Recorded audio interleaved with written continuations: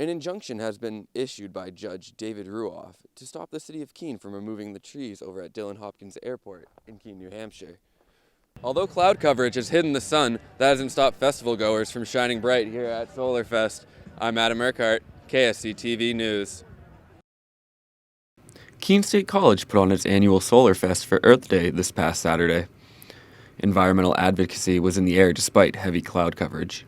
Pretty much since day one of spring semester, we've been working on it. At least from the e-board, there's about 5 of us, and we've been putting in at least 3 hours each a week. So 15 hours a week for the whole semester. Other organizations also helped to put this event on. We came together with WKNH and Campus Ecology to really just make the event actually happen with the vendors that are here and paying everybody who kind of needs to be paid. There were many vendors present and bands playing their sets throughout the duration of the festival.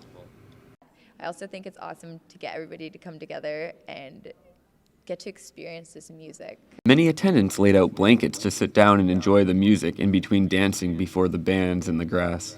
Despite the overcast, there's a lot of great people here, a lot of really good bands. I've got this really sweet Campus Ecology bandana. I don't know, it's really nice vibes here. I'm really glad that the campus does this because live music really brings a lot of energy. And although cloud coverage has hidden the sun, that hasn't stopped festival goers from shining bright here at Solarfest.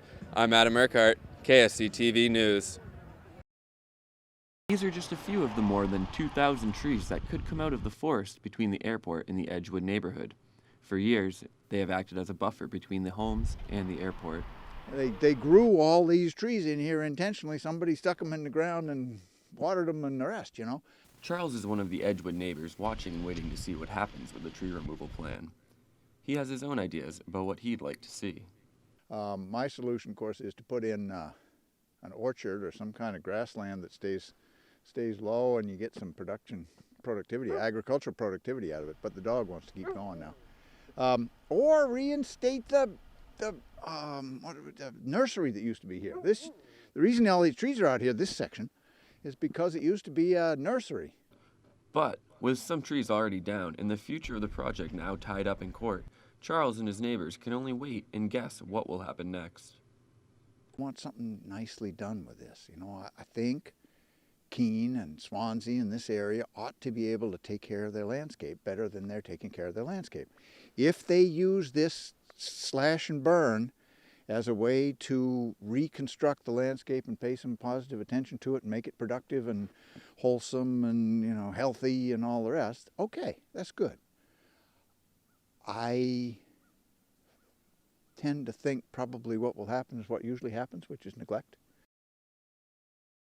Keene State College's newest club is a club with a purpose: activism.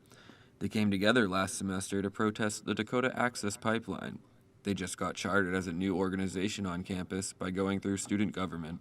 And I just kind of sat in front of them and they asked me questions about it, and then they were like, cool, it sounds like something that we need here, so yeah. The club is looking to make their presence known on campus and hold events in the future. Now that we're an official club, we're really trying to host our own events as well as participating in other things too. Miller speaks on behalf of the club's plans. We're trying to get tables in the student center hopefully once a week, just to have petitions that people can sign and just get our presence out there a little bit more, because we are a very new club. The club is looking forward at the end of the semester to host an event on campus. The president of the club explains how the event will operate. So if you're interested in environmental issues, or if you're interested in healthcare issues, you'll go to one corner of the room, and then there will be 5 or 6 different ways for you to be involved in different situations for your specific issue that you're interested in. So we'll have the emails, phone calls, actual letters, and then just information for people to take. The Keene State Activism Club has big plans for their future. To get involved or to learn more, visit one of their weekly meetings or check them out on Facebook. I'm Adam Urquhart, KSC TV News.